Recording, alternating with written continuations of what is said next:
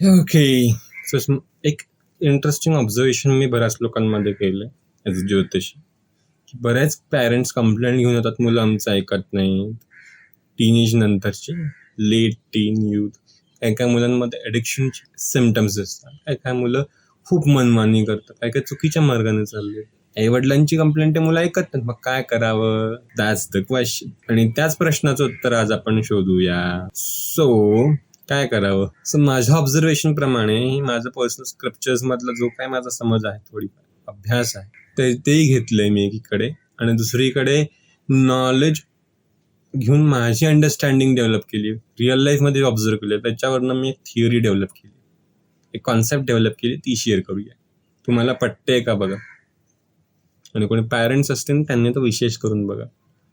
आपल्या भारतीय संस्कृतीमध्ये 4 पुरुषार्थ स्तंभ सांगितले: धर्म, अर्थ, काम आणि मोक्ष. ज्यामध्ये धर्म इज अ फाउंडेशन, अर्थ, काम, मोक्ष त्याच्यावर येतं. त्याच्यानंतर वर अर्थ येतं, मग काम येतं आणि मोक्ष येतं. पण गंमत अशी आहे की हा जो धर्मापासून मोक्षापर्यंतचा जो आपला पिलर आहे, ह्याला आपण असा उलटा करून ठेवला पालकांनीच, बाकी कोणी नाही. पालकांनी, समाजाने, टीचर्सनी, आणि नंतर त्याच मुलाला तुम्ही शिव्या देता, हे वाया गेले. एका दिवसात कोणी चांगलंही नाही होत, एका दिवसात कोणी वाईटही नाही होत, लॉंग टर्म इम्प्रेशन्स होत. कसं? आता हा उलटा टेबल काय करतो आधी हे समजून घेऊ. उलट्या टेबल प्रमाणे पहिले येते ते म्हणजे मोक्ष. मोक्ष विदाउट धर्म इज गडबड. कशी? मोक्ष म्हणजे सोडून देणं, सब कुछ छोड़ दो, हेच कॉन्सेप्ट आहे ना. आता सब कुछ छोड़ दो ही आयडिओलॉजी घेऊन जर तुम्ही चालत असाल विदाउट द अंडरस्टँडिंग ऑफ धर्म, अर्थ, काम, तर तुम्ही बनता इग्नोरंट, नकारते, सब कुछ नकारते जाए. अशी लोक गडबड आहे. याची गंमतीशीर गोष्ट सांगतो. आपले स्वामी विवेकानंद आहे, त्यांची गोष्ट माझ्या कानावर पडलेली, ती खूप चांगली. इकडे पालक कसे मुलांना नकारते बनवतात किंवा बनवू शकतात. त्यांच्या वडिलांनी नाही बनवलं, पण कसे बनवू शकतात हे तुम्हाला कळेल. गोष्ट सांगतो क्विकली. स्वामी विवेकानंद जेव्हा लहान होते, खूप छोटे होते, स्कूलमध्ये होते, 2, 3, 4, दुसरी तिसरीच्या आसपास असते, रफली दुसरी तिसरी चौथीत असतील बघा डॉटर. सो त्यांच्या त्या टाइमला ब्रिटिश राज होतं, आणि ब्रिटिश राजमध्ये ह्यांचं घर, सदन घर, त्यांना इंग्लिश स्कूलमध्ये टाकलेलं, कॉन्व्हेंट स्कूलमध्ये, खूप अच्छा स्कूल. सो ह्यांची आई भुवनेश्वरी देवी, ती आध्यात्मिक लेडी होती. तिला वाटलं की आपला पोरगं चुकीच्या मार्गाला, ब्रिटिशांच्या इन्फ्लुएन्स लागायला नको, हे देवबिव सोडायला नको, आध्यात्मिक मार्ग सोडायला नको, धर्मबिर्म सोडायला नको, म्हणून त्या मुलाला वीकेंड टू वीकेंड घेऊन जायची. कुठे? कीर्तन्स, भजन्स, रामकथास, वॉट एव्हर. तसे कुठेतरी एका रामकथेला घेऊन गेले, आणि त्या रामकथेत बोलता बोलता ते जे कथाकार होते ते बोलून गेले की रामाला, हनुमंताला केळी आवडतात. पॉइंट.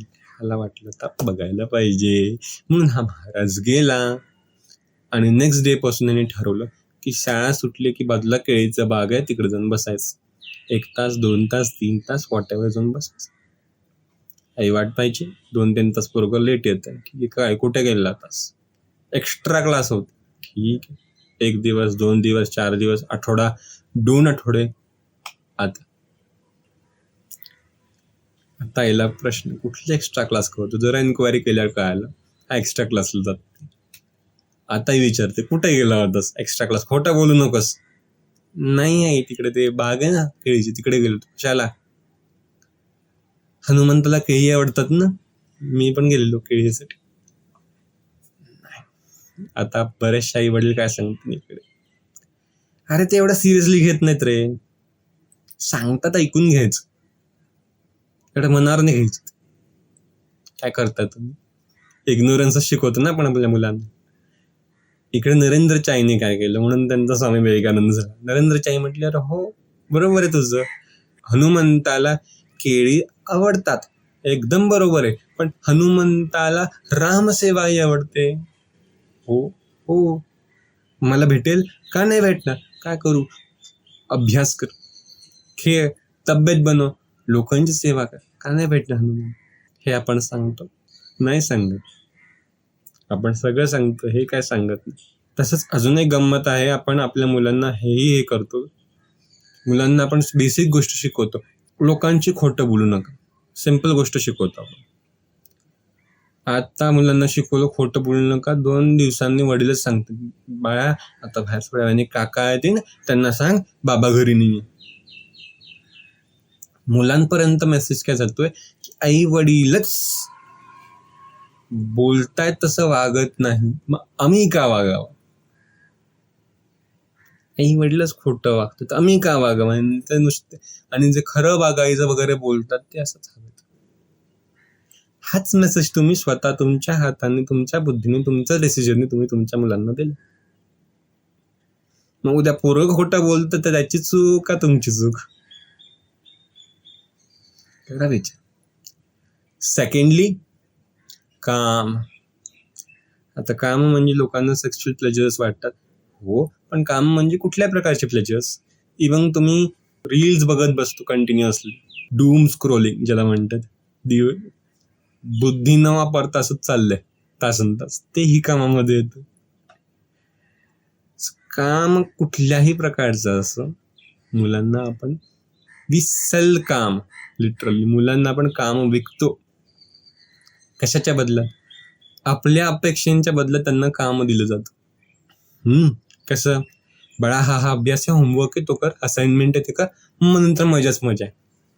किंवा 10वी आहे त्यानंतर मजाच मजा आहे, 12वी त्यानंतर मजाच मजा आहे, ग्रॅज्युएशन आहे त्यानंतर मजाच मजा आहे, लग्न आहे त्यानंतर मजाच मजा आहे. आयुष्याची मजा होऊन जाते, पण मजा काय येत नाही. कुठे मजा, आयुष्यभर त्याला डोक्यात शिकलं जातं की तुझा आयुष्याचा पर्पज काय, मजा, काम, प्लेजर.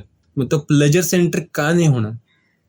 मग तुम्ही त्याला प्लेजरच इंट्रोडक्शन देत आहात, बॅक टू बॅक सबकॉन्शियसली आई वडील काम प्रमोट करतात कुठे ना कुठे. मग काही प्रॉब्लेम आला तर तो नशेकडे जातो, का तिकडून थोडंफार काम मिळतं, थोडंफार काहीतरी हिट होत, राईट. कुठूनही काम मिळव, मग तो काही फरक पडतो, मी ते भोगणार. 90% लोकांची केस. स्ट्रेस झाला, स्ट्रेस हँडल करायला शिकवलं नाही, काम सोल्युशन. स्ट्रेस झाला, व्यसन करा. बरीचशी मुलं हेच करतात, बरीचशी माणसं हे करतात. आजकाल भारतात कित्येक लोक व्यसनाधीन आहेत, का, काम प्रमोट केलंय आई वडिलांनाच लहानपणापासून. शुगरचे काम दिलाय की तू हे कर, मी हे करीत, तुला हा खाऊ कर. खाऊ करणं वाईट नाही, पण खाऊ डील करणं वाईट. एखाद दुसऱ्या या गोष्ट वेगळी, पण तुम्हीच ती सवय लावता डीलिंगची, कुठे गडबड आहे.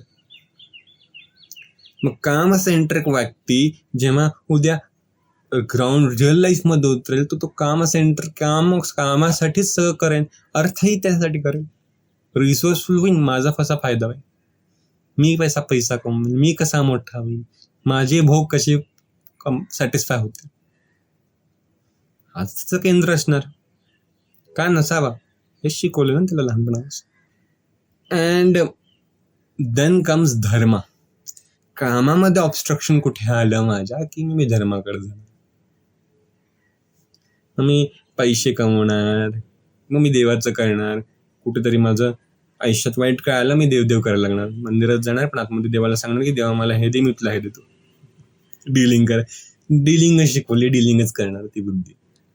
इकडे ईश्वराप्रती भीती चालते, किंवा व्यवहार चालतो, किंवा लालसा चालते, प्रीती नसते.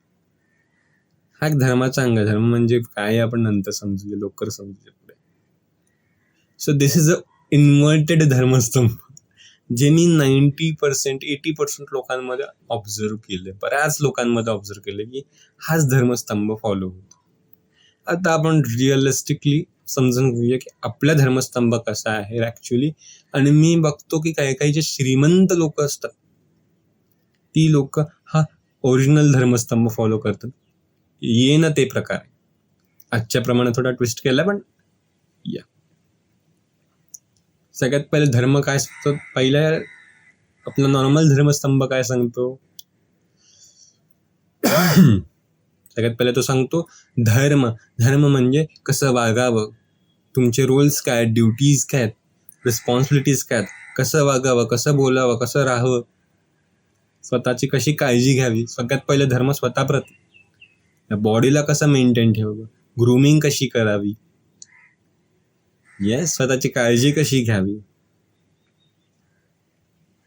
टिपटाप कसं राहावं, लोकांशी बोलावं कसं. मला काय काय लोकांना तोंड उघडतात शिव्या निघतात. श्रीमंतांच्या तोंडातून शिव्याने निघत, मधुर बोलतो, बघितलं असेल खूप स्वीट बोलतील, आपुलकीने बोलतील, लोकांना वाटतं की आपुलकीने बोलतील, ते आपलेच असं वाटतं. काय ट्रेनिंग असते त्यांची, घरातूनच मिळतं. आपुलकीने बोलावं. समाज आणि समाजाप्रती तुमची रिस्पॉन्सिबिलिटी काय हे शिकवलं जातं. तुमच्या बिझनेसमध्ये तुमची काय रिस्पॉन्सिबिलिटी आहे हे शिकवलं जातं यंग एजपासून. फायनान्शियल रिस्पॉन्सिबिलिटीज कशा डेव्हलप कराव्या हे शिकवलं जातं. त्यांची ट्रेनिंग असते आणि या ट्रेनिंग नंतर ते जातात अर्थाकडे. अर्थ म्हणजे बिईंग रिसोर्सफुल. अर्थ म्हणजे लोकांना वाटतं पैसा कमवणं, तो छोटासा भाग आहे. अर्थ म्हणजे रिसोर्सफुल होणं. पैसा कमवणं तर आहेच, पैसा एक ॲस्पेक्ट आहे, पण तुम्ही काहीतरी भरपूर लोकांच्या आयुष्यात काय फरक आणू शकता, समाजाच्या आयुष्यात काय फरक आणू शकता. म्हणून हे बिग एम्पायर्स जे आहेत त्यांचे, टाटाज, अंबानीज, ह्यांचे फिलॉन्थ्रॉफी प्रोजेक्ट्सही चालू आहेत. फिलॉन्थ्रॉफी प्रोजेक्ट्स म्हणजे समाजकार्य. आजकाल, आणि हे आधीपासून चाललं आपल्या भारतीय परंपरेमध्ये. आजकाल कसं हे आहे की आयफोन घेतला की मी शो ऑफ करतो, नंतर मी कुठली फॉर्च्युनर घेतली की शो ऑफ करतो, कारवरनं स्टेटस ठरतं. आधीच्या काळात मी असं ऐकलं की काय होतं की कोणी मंदिर उभं केलं की त्याला मठ म्हणलं जायचं. कोणी मंदिर उभं करायचं, कोणी धर्मशाळा उभं करायचं. का? मी गेलो तरी या वास्तू राहते, मी नाही तर माझ्या पुढच्या पिढ्यांचं रिज्युनेशन करतील, पुनर्वसन करतील, जीर्णोद्धार करतील, हे माझ्यानंतरही टिकून राहील, हा कॉन्सेप्ट असायचा. आज आहे, आज मीच सेंट्रिक झालोय. मीच देव, मीच त्वमेव माता त्वमेव पिता त्वमेव बंधू सखा त्वमेव, सब कुछ त्वमेव मैं, हेच करून ठेवलंय. मीच आई, मीच बाप, मीच बंधू, मीच गुरु, मीच सगळं. इकडेच सेंट्रिक राहिलाय. किती संकोचित. कोई काय मेंढूक तरी इन्सान बनावं. विश्वामध्ये किती प्रॉब्लेम्स आहेत, माझ्यामध्ये काय प्रॉब्लेम्स बघतच नाहीत. छोटे छोटे माझ्या कामामध्ये आलेले ऑब्स्ट्रक्शन्स घेतात आणि त्याला घाबरून दुःखात डिप्रेशन मध्ये चालले.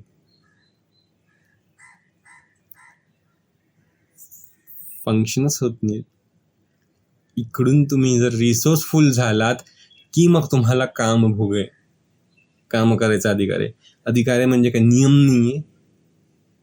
या पाठनी तुम्ही कामाकडे गेलात तर you know how to enjoy काम. कष्ट केल्याशिवाय मजा घेण्यात अर्थ नाही. मजा घ्या पण कष्ट करून घ्या, धर्माने घ्या. तिकडे तुम्हाला कळतं तुम्ही प्रिपेअर्ड आल्याशिवाय तुम्ही कामाकडे जाऊ शकत नाही. मग का? तुम्हाला माहित नाही कुठे ब्रेक मारायचं. प्रिपरेशन झाल्याशिवाय कामाकडे जाऊ नका. तुम्हाला माहित नाही कुठे ब्रेक मारायचा, चुकीच्या जागी ब्रेक मारायला ऍक्सिडेंट होईल. राईट? काम. अँड देन कम्स मोक्ष. सगळं सोडता आलं पाहिजे. मोक्ष म्हणजे सब कुछ छोड दो. हे खूप बारीक गोष्ट आहे. काम आणि मोक्ष ज्याला येत आहे खूप काय करू शकतो. योग्य धर्म, पण त्यासाठी धर्माचं वीज पाहिजे.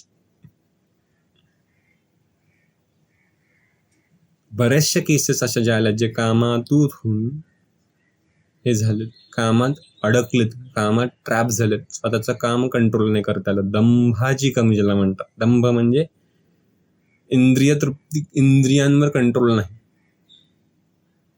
म्हणतात ना, दंभी झाला राक्षस. म्हणजे काय, स्वतःच्याच इंद्रियांवर, मनबुद्धी इंद्रियांवर कंट्रोलच नाही. असं आमच्या आर्ट ऑफ लिव्हिंग मध्ये जे टीचर्स आहेत, जे प्रिझन प्रोग्राम्स घेतात, ते जेव्हा प्रिझनमध्ये जातात तेव्हा रेपिस्ट वगैरे असतात ना, त्यांना विचारले की तुम्ही हे काय केलं, प्रकार का केला, तर ते म्हणतात की आम्हाला माहित नाही काय झालं, होऊन गेलं त्या मोमेंटला. त्यांच्या इंद्रिय कंट्रोलमध्ये नव्हते त्यावेळेला. दंभची. राईट? इंद्रियांवर दंभची, इंद्रियांवरच कंट्रोल नाही. इंद्रियांवर कंट्रोल मिळवायचा कसा, तर त्यासाठी मोक्षाची प्रॅक्टिस असणं गरजेचं आहे. मोक्ष म्हणजे हे नाही की मेल्यावर मेन, जिवंतपणे तुम्ही त्याची प्रॅक्टिस करायला लागतं, अभ्यास करायला लागतो, डेली अभ्यास करायला लागतो टू ड्रॉप थिंग्स. तुम्ही गोष्टी ड्रॉप केल्याने तुम्हाला झोपायला लागणार नाही. हळूहळू गोष्टी ड्रॉप करता यायला पाहिजे. मन मारता आलं पाहिजे. म्हटलं ना, मन मरे तो ज्ञान होय. तुम्ही मनात गोष्टी पकडून ठेवल्या तर होतं कसं, तो मला तसं बोलला, मी त्याला तसं, काय सब मरने वाले. बदला कसला बदला आणि कुणाचा बदला? ज्याचा बदला घेणारा तोही मरणार आणि तो बदला घेणारा तोही मरणार. लोक डिप्रेशन मध्ये जातात की माझं कोडिंग आहे बाबा, शरीर तुझं नाही, याची राख होणार आहे. का रे? इकडे धर्म करायला आला आहात, कर्तव्य करायला आला, तुमचे कर्म करायला आला, ते कर्म करा आणि सुटा. सिंपल लॉजिक आहे, समजूनच घेत नाहीत लोक. सो सब कुछ छोड देना आणायची, पण ते सोडायची समज धर्म देतो. म्हणून धर्माला पहिले ठेवले. फाउंडेशन. धर्म म्हणजे ज्ञान, धर्म म्हणजे डिसिप्लिन, धर्म म्हणजे teachings, how to do everything. उसके बाद धर्मामध्ये तुमचे ट्रेनिंग फेज आहे, बाकी performing phases. So this is the real structure जे आपण आपल्या मुलांना शिकवलं गेलं पाहिजे. तुमची मुलं छोटी आहेत, तुम्ही आत्ताही हे करू शकता, उशीर झाला नाही. थोडे मोठे झाले तर आपल्याकडे आर्ट ऑफ लिव्हिंगचे कोर्सेस आहेत, टाका तिकडे. तिकडे ते प्रोग्राम्सच असे डिझाईन केले की हळूहळू धर्मावर आणतात मला. आठवायचं. ठीक. तर कसं वाटलं तुम्हाला सांगा, मला तर कमेंट्समध्ये सांगा. काही लोक मला पर्सनली DM करतात, ते नाही इकडे टाका, कारण यूट्यूबला माहिती पाहिजे की हा व्हिडिओ कोणीतरी बघितला आहे, एंगेजमेंट झाली पाहिजे ना. सो इकडे तुम्ही मला खाली कमेंट करा, लाईक करा, शेअर पण करा लोकांबरोबर तुम्हाला पटलं असेल तर. नाही पटलं, काय नाही पटलं, किंवा तुमची मतं काय आहेत त्याच्यावर, काउंटर्स काय सांगा, आपण इकडे डिस्कशन करायलाच बसलो. ठीक आहे, चलो बाय.